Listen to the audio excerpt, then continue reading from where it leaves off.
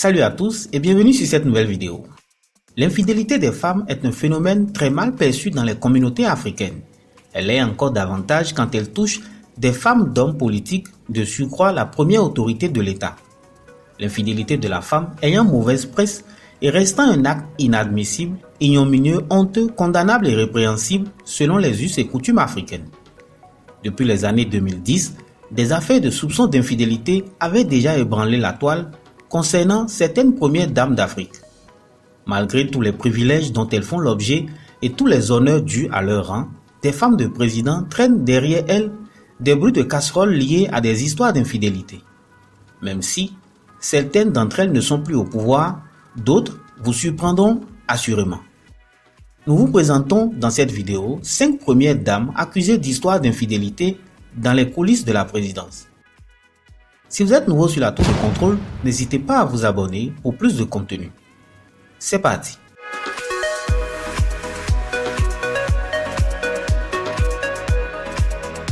Numéro 1.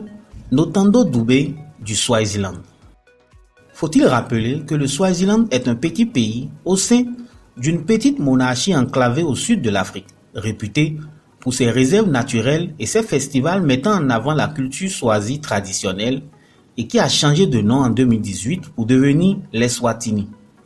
Le pays est également très connu pour sa fête annuelle dénommée la danse des roseaux où de très jeunes filles dansent seins nus devant le roi du Swaziland qui peut choisir une nouvelle épouse parmi elles. Couronné après la mort de son père en 82, le roi Moswaiti III règne en monarque absolu sur son pays depuis 1986. Il a de nombreuses femmes, en tout 15 à ce jour. Notando Doubé en est la 12e. Mère de 3 enfants, elle a été sommée le 19 novembre 2010 de quitter immédiatement le palais présidentiel. Le magazine Jeune Afrique nous apprenait en 2011 qu'elle a été bannie comme épouse du roi qui a refusé de la voir depuis qu'il a appris en 2010 qu'elle entretenait une relation extra-conjugale avec le ministre de la Justice, Ndomiso Mamba, qui lui avait été éjecté du gouvernement. Des agents des services secrets avaient découvert qu'elle endossait un uniforme militaire pour retrouver régulièrement son amant dans un hôtel de luxe à une dizaine de kilomètres de Mbabane, la capitale de ce petit État enclavé entre l'Afrique du Sud et le Mozambique. Quand l'affaire avait éclaté au grand jour, la première dame avait été menacée d'être assignée à résidence, tandis que le ministre devrait être expulsé du pays. Finalement, son divorce avec le roi Moswaiti III a été officialisé en 2019. Le roi a d'ailleurs pris d'autres épouses depuis ces événements. Numéro 2. Winnie Mandela de l'Afrique du Sud.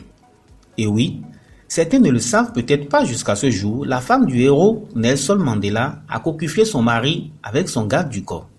Faut-il le dire, Nelson Mandela, célèbre pour sa lutte anti-apartheid, était aussi un sacré séducteur.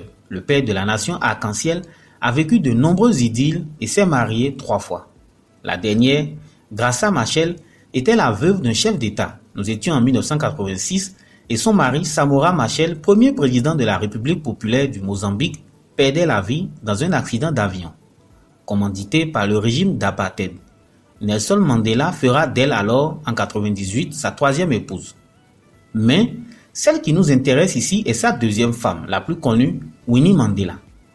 Bien que célèbre pour sa lutte anti-apartheid, celle qui se faisait surnommer la mère de la nation verra sa réputation se ternir. Son garde du corps et ancien amant, Jerry Richardson, avec qui elle a entretenu une relation pendant que son mari était détenu, l'accuse également de lui avoir ordonné de tuer un jeune activiste de 14 ans, membre de l'ANC, Stompie Moketsi, en janvier 1989.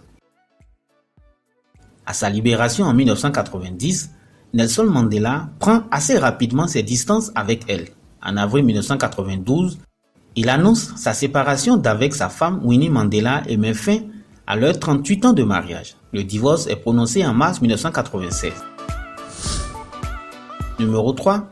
Nompu Melelo Zuma de l'Afrique du Sud.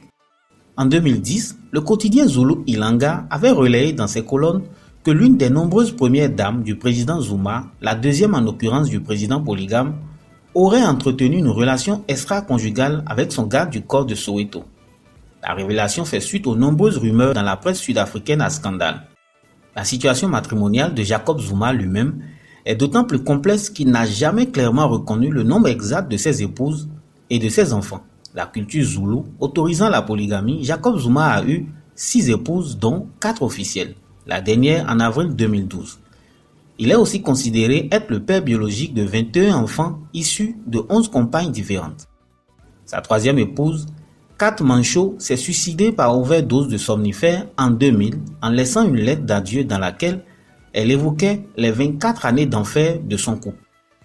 Le coût du budget de l'État pour les nombreuses épouses, maîtresses et enfants du président se monte à 150 millions de dollars par an. La jeune Nompe Mulelo, qui avait 35 ans avec qui il s'est marié en janvier 2008, avait déjà 2 enfants avec le président avant cette affaire d'infidélité qu'a révélé le quotidien Ilanga en 2010. Numéro 4. Vera Chiluba de la Zambie. L'on ne sait pourquoi l'Afrique australe est particulièrement touchée par des affaires d'infidélité de première dame. Au début des années 2000, c'est la première dame de la Zambie dont 2 organes de presse avaient révélé qu'elle serait la maîtresse d'un homme d'affaires. En décembre 2001 notamment, Vera Chiluba, alors première dame de la Zambie, avait poursuivi pour diffamation Madame Tungwa, l'ex-épouse d'un homme d'affaires, Ashimali de Lusaka. 2 journaux officiels, Time of Zambia et Daily Mail, ont été poursuivis. Les avocats de Vera Chiluba ont reproché à Madame Tungwa d'avoir déclaré dans un communiqué de presse publié par les 2 organes de presse que leur cliente avait détruit son mariage et qu'elle était aussi la maîtresse de son mari à qui elle avait offert de nombreux cadeaux et qu'ils cachaient leur liaison derrière leur relation d'affaires. Se défendant, Vera Chiluba avait indiqué que les allégations de Madame Tungwa, publiées par les 2 journaux, étaient infondées. Et pourtant, le président annoncera son divorce avec la première dame au cours de la même année. Numéro 5. Grace Mugabe du Zimbabwe. Grace Mugabe, aujourd'hui âgée de 55 ans, était la secrétaire et l'épouse du président du Zimbabwe, Robert Mugabe. Considérée comme la maîtresse de ce dernier, Grace se marie avec lui en 1996. En 2010, Madame Mugabe, alors âgée de 41 ans, aurait été prise en flagrant délit d'adultère. Elle aurait, à cette époque, depuis 5 années, une liaison amoureuse avec le financier de Mugabe, le chef de la Banque centrale, Gideon Gono. Elle et Gono se voyaient, apprend-on, en moyenne 3 fois par mois, soit à sa ferme laitière ou dans des hôtels de l'Afrique du Sud voisin.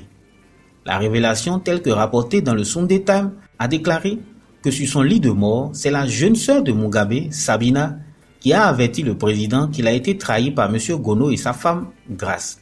Sabina Mugabe est décédée en juillet 2010 après avoir confié cette information à son président et frère aîné.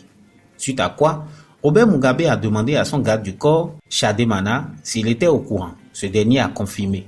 Mais il est mort peu de temps après dans des circonstances non élucidées.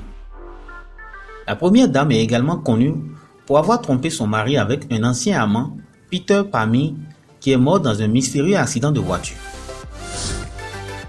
Après ce classement, nous abordons le cas des premières dames d'Afrique de l'Ouest dont les rumeurs entretenues dans l'opinion disaient au bord de la rupture avec leur mari. En 2016 notamment, au Bénin, la presse titrait un matin que le président Boni Yayi aurait mis enceinte la fille de son ministre François Abiola, ce qui aurait poussé la première dame Chantal Yayi à demander le divorce et aurait quitté le palais présidentiel pour la résidence de ses parents. L'affaire avait fait grand bruit, le ministre avait porté plainte et en novembre 2020, il est revenu là-dessus en disant qu'il n'en était rien, juste les coups bas d'une bataille politique, dira-t-il, avant d'affirmer que même s'il avait donné sa fille à Boni Yayi, c'est lui qui les aurait élevés quand le ministre courait encore derrière les diplômes. Plus tard, après la libération de l'ancien président ivoirien Laurent Gbagbo en 2019, détenu pendant 7 ans à la Cour pénale internationale de La Haye, une photo avait largement circulé sur la toile où l'on aperçoit le président, bras dessus, bras dessous, avec une autre femme.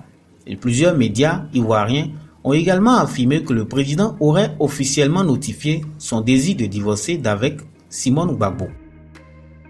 L'information sera démentie par l'ex-première dame de la Côte d'Ivoire, Simone Gbagbo, et pourtant, à ce jour, cette affaire continue de faire de grands bruits. Si vous avez appris quelque chose à travers cette vidéo, laissez-nous un pouce, Et surtout, n'oubliez pas de vous abonner pour ne plus rien rater de similaire. À demain.